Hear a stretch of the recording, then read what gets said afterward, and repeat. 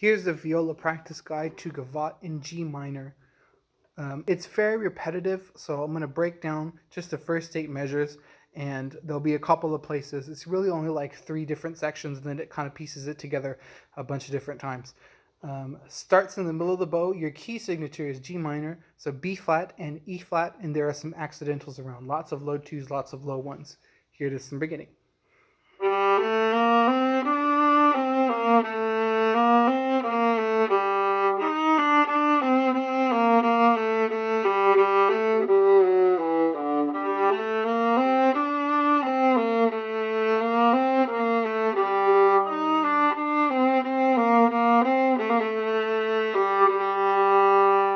So that's kind of your main theme that happens over and over. Starting from beginning, low 2 B flat. First finger A is on the target. Fourth finger D, of course, vibrate as much as possible.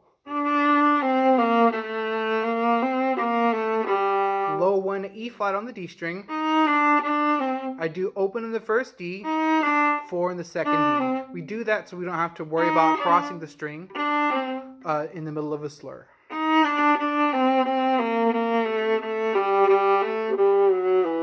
First 4 notes in measure 4, accidental F sharp, 4th finger G first, accidental F sharp, accidental E natural, and then D. So your first finger, second finger on the target, third finger high 3, fourth finger on the target. Going forward.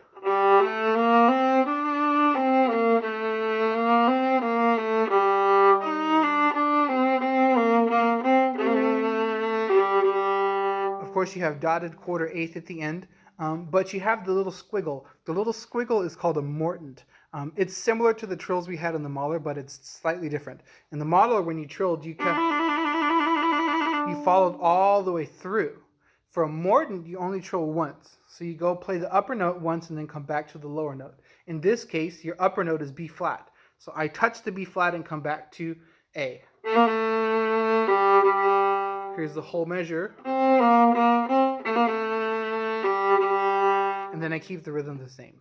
I would practice this without the mordent first, and then you can add it in. It's an optional embellishment. That's why it's in parentheses. And after 8 is the same, and it stays the same until we get to the letter B. Halfway through measure 16 is where letter B starts, and I'll start from here. Some of these fingerings, I'm not sure why they're printed this way, but it should all be first position, I think. There's just some mismarkings in here. So it starts with low 2 B flat.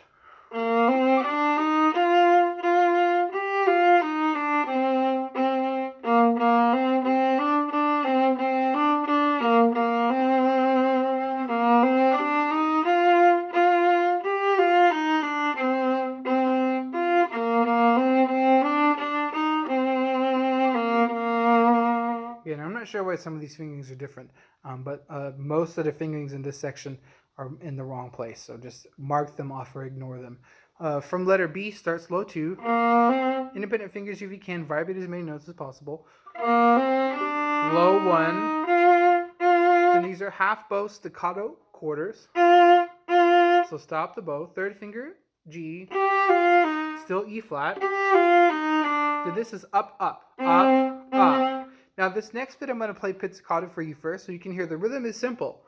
3 and 4 and 1 and 2 and 3 and 4 and 1. What makes this difficult is the bowing. You change on the ends instead of changing on the numbers. So it looks like this. Halfway through measure 18. Down, up, down, up, down, up, down.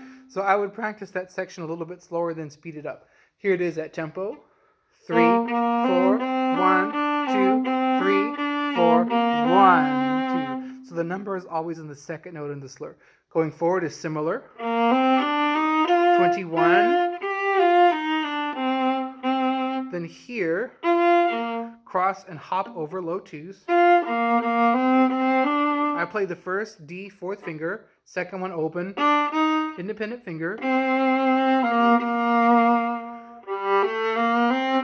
And then where he says letter A is the same. These letters are not actually like rehearsal letters. It's telling you the form. So it's telling you the A theme, and then when the A theme comes back. And the B theme is something different. So now we're going to look at where it says letter C. So here's the C theme.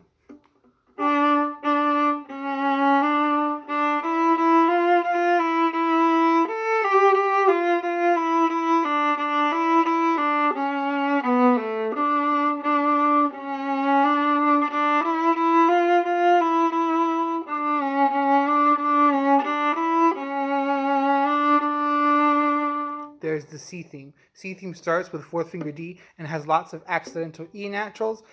High 3 C sharps, accidental B naturals, second finger on the target, letter C.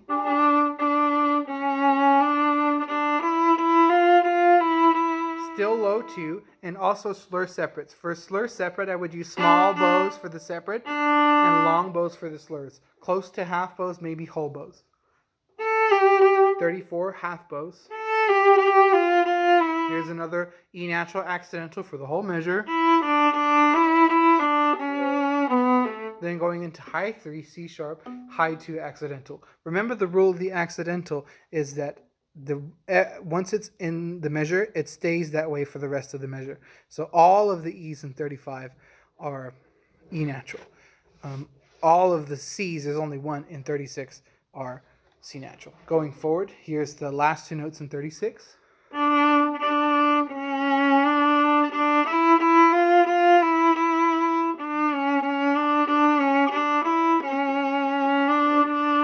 So throughout this whole section, just watch for your high 3 C sharps and fourth fingers. At the bottom, you'll see there are fingerings in parentheses. There is an option for you to do some of these notes in third position. Starting from letter C, you can place second finger on D. And then first finger is a half step. So it doesn't go on your target, but it goes right above it. Then you go back to open.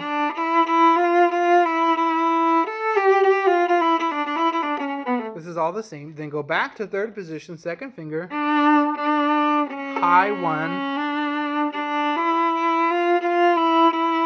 Then right in the middle of 38, shift back to third position, second finger on D, first finger on C sharp, then second finger D, third finger E, first finger high, C sharp.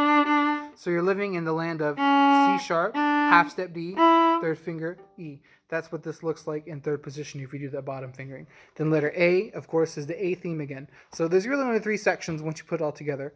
I didn't play any dynamics because it's up to you to put those in. I'm just going to give you the notes and rhythms in the starting guide.